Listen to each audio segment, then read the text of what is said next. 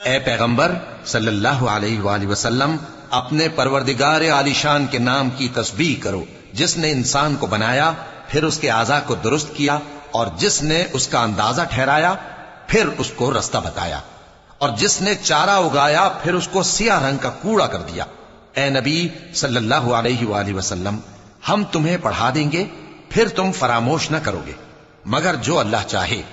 وہ کھلی بات کو بھی جانتا ہے اور چھپی کو بھی، اور ہم تم کو آسان طریقے کی توفیق دیں گے، سو جہاں تک نصیحت کے نافع ہونے کی امید ہو نصیحت کرتے رہو۔ جو خوف رکھتا ہے وہ تو نصیحت حاصل کرے گا، اور بے خوف بدبخت اس سے کترائے گا۔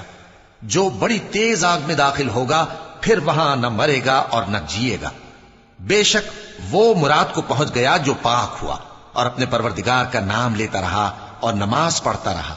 بات یہ ہے کہ تم لوگ تو دنیا کی زندگی کو ترجیح دیتے ہو، حالانکہ آخرت بہت بہتر اور ہمیشہ باقی رہنے والی ہے۔ یہی بات پہلے صحیفوں میں بھی درج ہے، یعنی ابراہیم اور موسیٰ کے صحیفوں میں۔